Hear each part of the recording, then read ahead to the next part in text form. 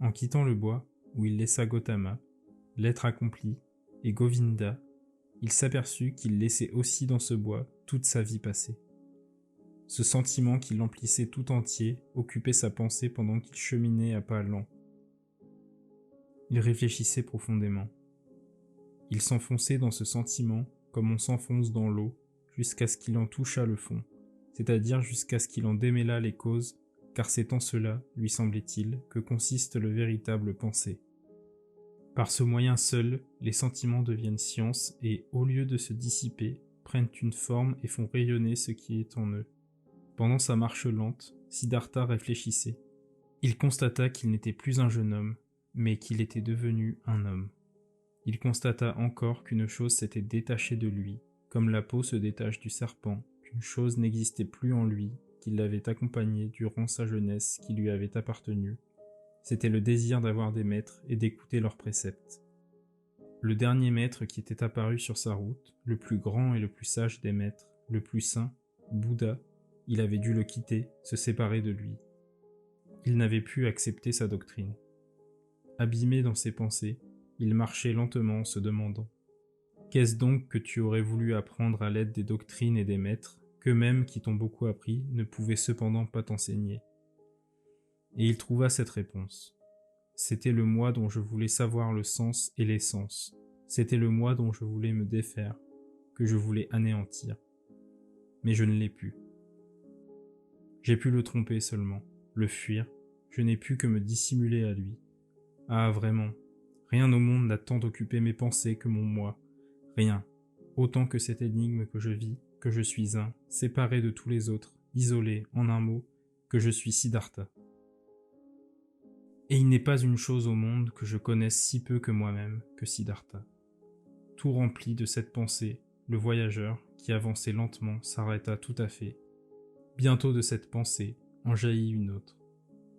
Que je ne sache rien de moi-même, que Siddhartha soit demeuré si étranger et inconnu à lui-même, cela provient d'une cause unique. Je me faisais peur à moi-même, je me fuyais moi-même. Je cherchais Atman, Brahma, j'étais prêt à disséquer mon moi, à lui arracher chacune de ses pelures pour découvrir tout au fond le noyau qu'elle recouvrait. L'Atman, la vie, le divin, le dernier. Mais au lieu de cela, c'est moi qui me suis perdu à moi-même. Siddhartha leva les yeux et regarda autour de lui.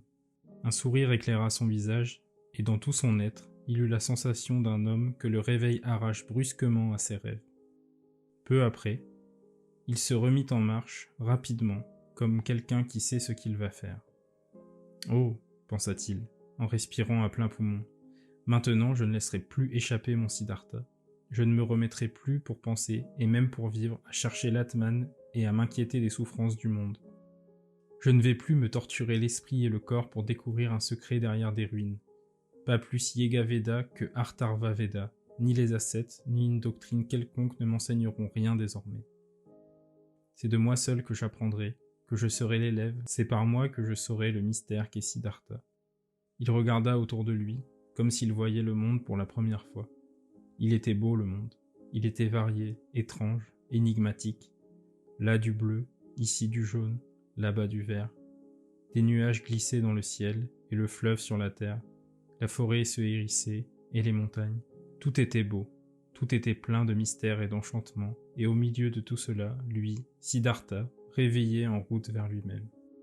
Toutes ces choses, une à une, ce jaune, ce bleu, ce fleuve, cette forêt pénétraient en lui par ses yeux, pour la première fois. Ce n'était plus le charme de Maras, ce n'était plus le voile de la Maya, ce n'était plus la diversité accidentelle et dénuée de sens du monde phénoménal, indigne de la profonde pensée du Brahman qui le dégaine et n'en recherche que l'unité. Pour lui, maintenant, le bleu était le fleuve était le fleuve, et bien que dans ce bleu et dans ce fleuve, l'idée d'unité et de divinité vécut encore cachée dans l'âme de Siddhartha, il n'entrait pas moins dans le caractère du divin, d'être jaune ici, bleu là-bas, d'être ciel, d'être forêt, comme il était lui, Siddhartha, en ce lieu. Le sens et l'être n'étaient point quelque part derrière les choses, mais en elles, en tout. Que j'ai été sourd et borné, pensait-il en allongeant le pas. Quand on lit une écriture dont on veut comprendre le sens, on n'en dédaigne point les signes et les lettres. On ne voit point en eux un leurre, un effet du hasard, une vulgaire enveloppe. mais on les lit, on les étudie lettre par lettre, on les aime. Moi, au contraire, qui voulais lire dans le livre du monde et dans le livre de mon propre être, j'ai par amour pour un sens que je leur donnais d'avance, méprisé les signes et les lettres. Ce que je voyais des phénomènes de l'univers, je l'appelais illusion, et ma vue et mes autres sens, des phénomènes accidentels et insignifiants. Non, cela n'est plus. Je suis réveillé, je le suis entièrement, et d'aujourd'hui date ma naissance. Tandis que Siddhartha réfléchissait ainsi, il s'arrêta soudain comme si un serpent se fût trouvé sur sa route. Une chose lui apparaissait tout à coup. Puisqu'en effet il était un autre homme, il lui fallait donc commencer une vie toute nouvelle. Et quand le matin de ce même jour, il s'était éloigné du bois de Jetavana, de ce bois où il avait laissé le sublime, il lui avait paru tout naturel, déjà proche de son réveil et en quête de soi-même, après ces années d'ascétisme, de retourner dans son pays, auprès de son père. Mais maintenant, à l'instant même où il venait de s'arrêter, comme s'il avait vu un serpent sur sa route, une autre opinion s'imposait tout à coup à son esprit en éveil. Je ne suis plus ce que j'étais, je ne suis plus ascète, je ne suis plus prêtre, je ne suis plus brahmane. Que ferais-je donc chez moi, auprès de mon père? Étudier? Sacrifier? Me livrer à la méditation? Tout cela est fini et ne se retrouvera plus sur ma route. Immobile, Siddhartha restait là, debout, et un instant, à peine la durée d'une aspiration, il eut froid au cœur. Il sentit quelque chose se glacer dans sa poitrine, comme un petit animal frileux, oiseau ou lièvre, quand il vit à quel point il était seul. Pendant des années, il avait été sans foyer et il ne s'en était pas aperçu. Maintenant, il le sentait. Même dans les moments de la plus lointaine abstraction, il avait toujours senti la présence de son père. Il avait été brahmane, c'est-à-dire un homme du clergé, un homme considéré. Maintenant, il n'était plus que Siddhartha, le réveillé, rien de plus. Il aspira l'air de toutes ses forces, et un instant, il eut froid et frissonna. Personne n'était aussi seul que lui.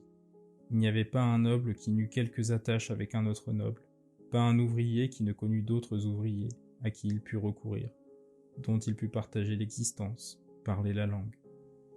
Il n'était pas un brahmane qui, comme tel, ne compta parmi les brahmanes et ne vécut avec eux, pas un ascète qui ne trouva un refuge auprès des samanas, et même l'ermite le plus solitaire de la forêt n'était pas seul, quoique isolé, car lui aussi il appartenait à quelque chose.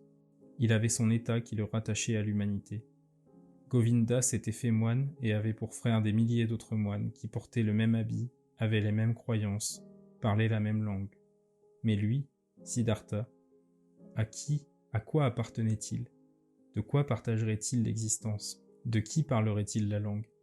Dans cette minute où le monde qui l'entourait fondait dans le néant, où lui-même était là, perdu comme une étoile dans le ciel, en cet instant où son cœur se glaçait et où son courage tombait, Siddhartha se raidit, se redressa plus fort, plus que jamais en possession de son moi. Il comprit que ce qu'il venait d'éprouver, c'était le dernier frisson du réveil, le dernier spasme de la naissance. Alors, il se remit en marche, rapidement, avec l'impatience d'un homme pressé d'arriver. Où? Il ne savait, mais ce n'était pas chez lui, ni chez son père.